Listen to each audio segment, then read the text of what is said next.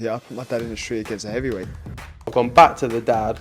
I've punched him a few more There's 5 times. blokes outside my front door. Can you come and help One me? hell of a fucking story, so stay tuned.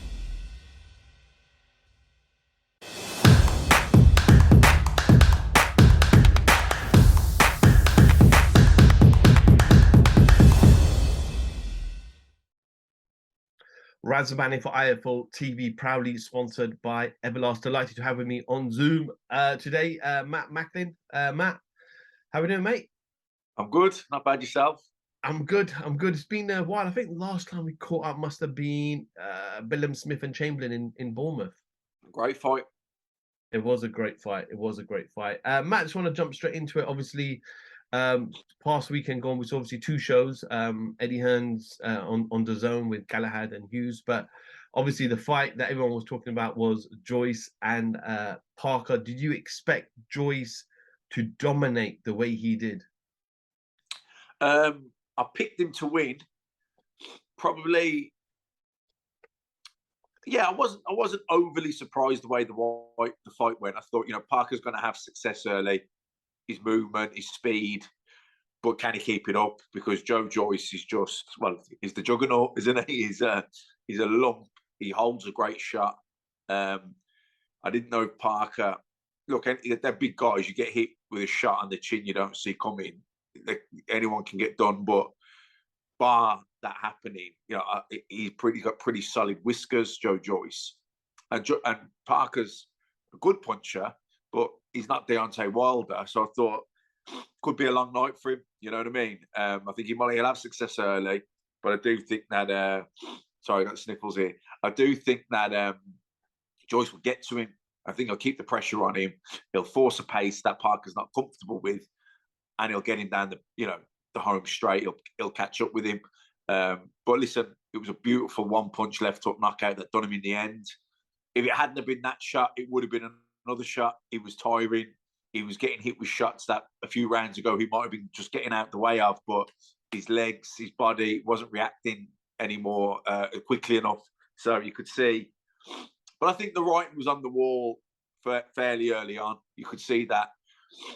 Even though he was having successes, Parker, he was uncomfortable with the pressure. He was uncomfortable with the pace, and there was an inevitability look about it all. I thought, he's going to get to him. He's going to get to him, and and he did do in the end, didn't he? Great, but it was a brilliant fight.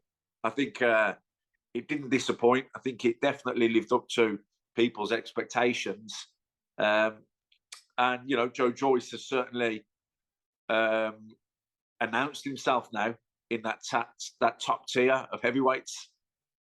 As a fighter, Matt, obviously you know this better than me, but on TV, Joyce does look incredibly slow with his punches. Is that just deceiving? Is that his way of fighting, but is deceiving to us as an audience because we're seeing it from a TV? But in the fight itself, he punches with accuracy, his timing's on point, and he hits hard. Well, that's his timing. He's got great timing. He is slow, but his timing's so good. It doesn't matter that even though it's slow, it hits you because he times it well. His timing's so good. It can be bizarre to watch for someone who's thinking, how does he keep catching him with those shots? He's slow, but he's got good timing, and also he's keeping you under pressure. So you're thinking about defense, and next thing he hits you with a shot. He's a problem for any of those guys. Let me tell you, he's and even though he's older now, he's not young in years. He's fresh in terms of he hasn't had lots of 12-round gruelers. You know what I mean? He's fairly fresh in that regard. You look at Deontay Wilder. He's had 3 ding-dongs there with Tyson Fury. That's miles on the clock, isn't it? You've gone to the well a few times. How many times can anyone keep going to the well? He's going to catch up now. In that regard, Joyce, even though he does get hit, he is fairly, as a professional boxer, he's relatively fresh. And you seriously think that he can cause problems to those top tier, the Usyks, the Furies, the Joshuas, the Wilders up there? Sorry, can you say again? I said, do you feel that he can cause serious problems to Usyk, Fury, Wilder, Joshua? I do, yeah, I do. Look, Joshua, Wilder, maybe he can't just walk in on them. Those guys, they bang hard. Fury, Fury probably doesn't hit as hard as those guys, but he's a big guy and he hits hard and he'll be chopping the right hand down. Maybe he can, it'll be interesting to see it. Look, there's not going to really be any tactical tricks to Joe Joyce. What you see is what you get. He's coming at you, but just because that's a simple game plan doesn't mean it's not effective or doesn't mean it's not really difficult to cope with. When you're under pressure, you're under pressure. You're going to react with more urgency. You burn more nervous energy. It's going to affect how quickly you react to things. He makes people work hard. They're under threat straight away. It's constantly on you. That's a ramrod jab. Just difficult to deter. He's good as well at moving to his right, so he forces the opponents to move to their right. And outside of Bernard Hopkins, I haven't seen too many people that are as comfortable moving to their right as they are their left. But he moves to his right and makes you move to your right. He forces you to go the way you don't want to go. So already, most part, you're feeling you're under pressure. You're moving the way you don't want to. You're uncomfortable in there. You're burning more energy. People say relax because when you relax, you're in a flow and you're conserving energy. When you relax, you're conserving energy. Things are effortless. But when when you're uncomfortable and you're under pressure, you're burning a lot of energy. So he's a difficult man to fight. And, any of them, you've got to put him up there with any of them now. Like, he might not look the prettiest. Like you say, he looks a bit cumbersome and a little bit slow. But so did George Foreman. People are, using George Foreman as, to compare him in that regard, because big George Foreman, he weren't going to out-slick Muhammad Ali or out-slick any of the guys, really, but for brute force and strength and power, he just walked through Kenny Norton and Joe Frazier, like obliterated them. But styles make fights, which that era showed. Muhammad Ali had wars with Kenny Norton and Joe Frazier, but he rope-a-doped them, outboxed and stopped George Foreman.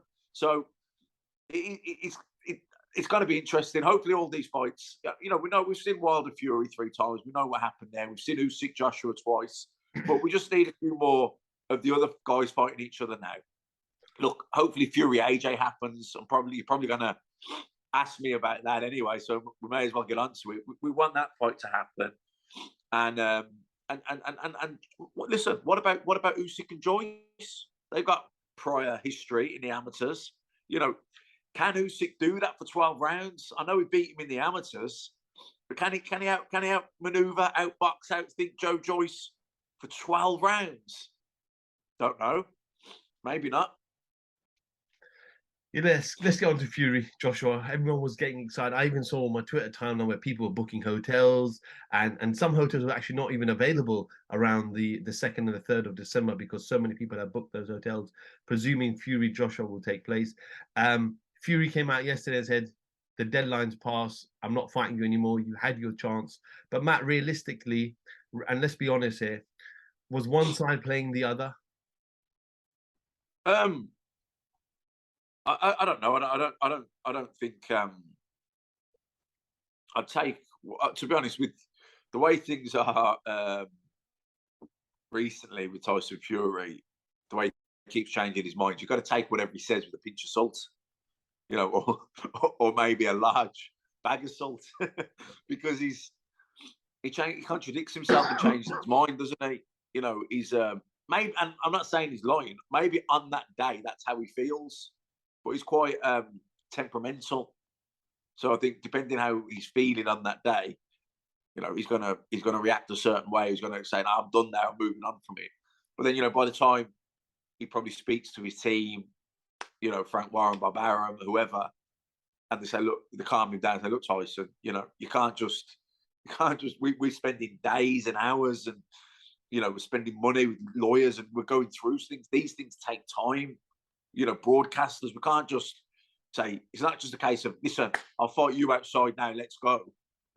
You know what I mean? It ain't quite as simple as that. I think the fact that they've accepted terms, they're willing to make this happen, but it's with the lawyers now, you know, it's with the broadcasters now. There's these are massive events. So they've got to iron stuff out, you know, lawyers, because once contracts are signed, they're legally binding. So it's not a case of, yeah, I'll fight you, let's go. It doesn't happen like that. I think it will happen because I think the willingness is on there with everyone involved. Tyson's possibly getting impatient, but you know, I don't think it's going to blow the fight. I think it's going to get headlines and people are going to get pissed off with the boy crying wolf and that type of thing. But I think ultimately sense will prevail. And I think this fight is too big for it not to happen. And I think everyone wants to see it happen. So I think it'll happen. Matt, we're 10 weeks away. We're 10 weeks away from that nearly 10 weeks away from that potential fight day. Is that timescale? We know Dylan White didn't want to fight Joshua with, I think, was 13, 14 weeks notice, right? This is arguably one of the biggest fight on British soil. You know, 10 weeks away. Is it realistic? I know you're saying you think it will happen, but is it realistic in that time frame now? Yeah, 10 weeks is 2.5 months. You know what I mean? It's still quite a long time. And it's not like this fight needs promoting. Do you know what I mean? It's going to sell out overnight. So it doesn't need the big build up, the big promotion.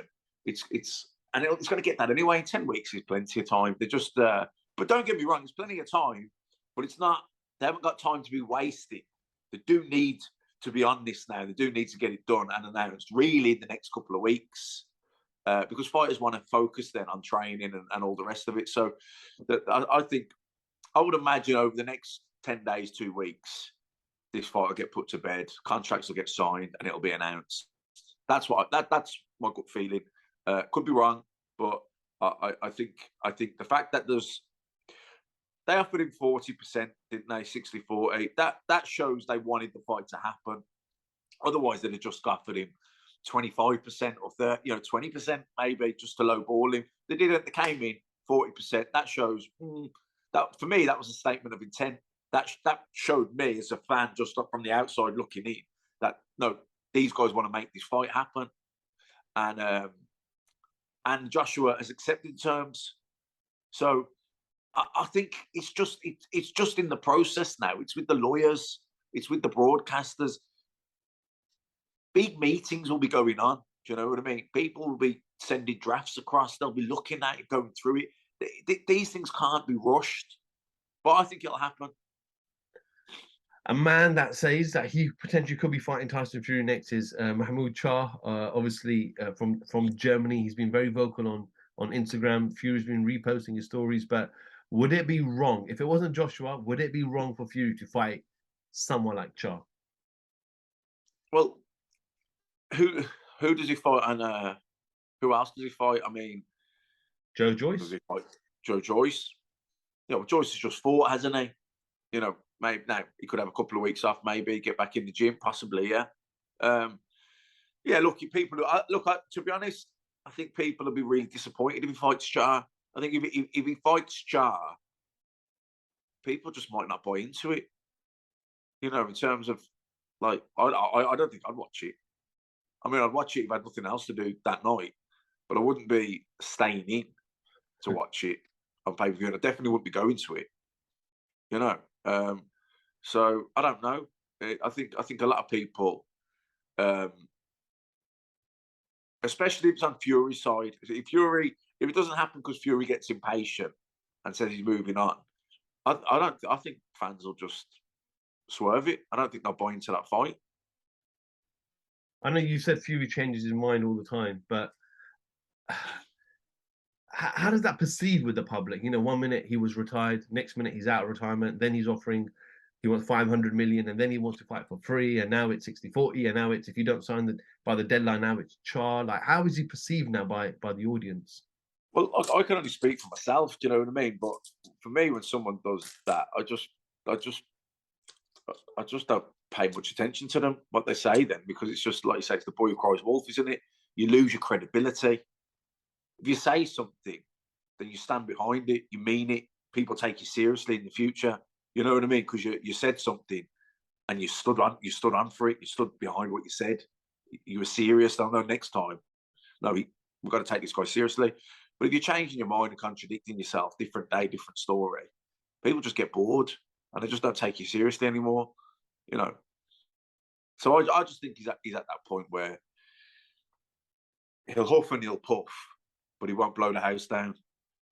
You know, that fight. I think that fight is already too advanced. Frank Warren, Bob Arum, Eddie Hearn, you know, TV station. You know, these people are busy people. They don't want to be wasting their time. You know, listen, whatever Tyson says on a rant on Instagram, like, who cares? I imagine, you know, I'm not in these meetings, but I'd imagine Frank Warren saying, "Listen, don't worry about that. Deal with us. Let's get this deal done.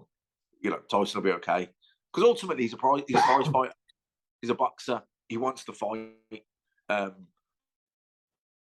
You know, Manuel Charr isn't going to get Tyson Fury's juices flowing. You know, Anthony Joshua. That's the fight we all want. Everyone wants to see that fight. You know, or Usyk, but Usyk's out till next year. He wants to fight this year. So it's AJ. You know, maybe Joyce fights Usyk in February. Maybe the winners fight each other. Time will tell, Matt. Time will tell. Matt, just finally and very briefly, because I will try to catch up with you in more detail next week. But obviously, next week's a big fight, domestic clash, Eubank Jr. And Conor Benn. Can you pick a winner, or are you a bit left and right at the moment? I think Eubank's too big. You know, I know people say Conor Benn comes down, but he's a welterweight. He is a welterweight. You know, he's not. I wouldn't even say he was a super welterweight. Like, I don't think he's not a massive welterweight. I don't think. I know he's got solid legs and he's stocky enough, but I think he's a welterweight. And you know, Eubank has been in there with big super middleweights like George Groves. You know, even though he never was a super middleweight, and you could see that he's genuinely a middleweight. But he has been in there with some bigger guys. He's got I think one of his best attributes is he's got a good chin. He has mixed in the better company. Conor Benn's beaten some good names, but he's been matched well. He's beat, as you'd expect, by the way, because he's a guy who's learned on the job. He's a guy who's improving. I think Matchroot and I've brought him along the perfect way. You know, I would have liked to have seen him continue like that and see how good he can be at welterweight and go in and get a shot as an undefeated challenger for one of the welterweight titles. But this fight has come up, and ultimately they are professional boxers. It is their job, and it is a lot of money. So I don't begrudge them that at all. But I think you know, look, no one knows what it's going to take out of. There are weight limits for a reason. You know, people can't just make and perform at any weight. Do you know what I mean? And just because you can make a weight doesn't mean you can fight very well at it the next day. Do you know what I mean? So there's a couple of things there. We don't know how much water he's been taking out to make 160, because you can manipulate water. I mean, there's no body fat to come off him. You see Eubank when he's boxing at 160. There's certainly no body fat to come off him. He's shredded. Do you know what I mean?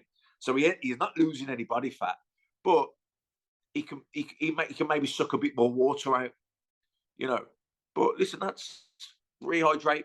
I don't know what the rehydration clause is, but you know that is messing with your energy levels. And it's not just energy levels as in stamina for going longer rounds. It can affect your reflexes, your judgment of distance, all this type of stuff. So, you know, and listen, Conor Benn can bang, and if he's and your punch resistance goes if you suck water out too much as well. So these are unknown. These are talking points, aren't they? That no one really knows the full effect of how much of an impact they're going to make in the fight. But kind of, I like watching kind of Ben. I like his. I know. I used to. I think they're funny, the videos they do about when he's ranting. You know, the guys kind of doing the impressions. They are hilarious. But I like him. You know what I mean? Because I think he wears his heart on his sleeve. There's no bullshit with it. I think he's real, isn't he? He says it how he feels, whether you like it or you don't. Eubank, opposite. You know, he plays the bad guy role, doesn't he? But a good fighter, and look, because of all the prior history and the rivalry that their dads had, it gives it's sold on that, really, isn't it? You know, it's so yeah. Well, I don't know. May the best man win. Matt, final one on this, and we'll end. But do you think DAZN will capture a huge audience for this fight? I don't know, because it's hard sometimes for us to gauge that, in the sense that we're in boxing. So this is a massive thing to us. Oh, kind of Ben's fighting Eubank. Why is it on DAZN pay-per-view? We're all that. Twitter, Instagram, but it's big on my Twitter because I'm following people in boxing and they're talking about it. Do you know what I mean? I'm big on my Instagram because, again, I follow people and I'm engaging with people within boxing. But outside of boxing, because the big fights cross over to the casual sports fans, the casual boxing fan, the football fan, the rugby fan, the whatever, and boxing might be their fourth sport. But the Joshua fight, Anthony Joshua and Fury, they're crossing over to the guy it's their fourth. They're crossing over to the guys who don't watch any other fights. That's how big they are. It's their crossover appeal. Now, Ben and Eubank seniors had massive crossover appeal. But with this fight being promoted on DAZN, then I don't know. If this fight was on Sky Sports and Sky Sports News was smashing it out the park, and you can't even go to the gym, you can't have a sandwich in the cafe, you're in the pub, you can't. It's being rammed down your throat, isn't it? They promote the life out of it. You can't, like Usyk Joshua, the rematch. You could have been a sports hater, and you could have not known that. It would have been impossible for you not to have known, and to possibly even be interested in that fight because of Sky Sports News smashing it out of the park. DAZN don't have that. You need to be. Don't get me wrong, Eddie. Eddie has a big social media following. Tony Bell, and people that work for DAZN have got a big social media following. But I don't think it's the same as. It's not the same. It's not the same as Sky Sports News. Sky Sports News, when they put that is a machine. Soccer AM. In this country, it's football, isn't it?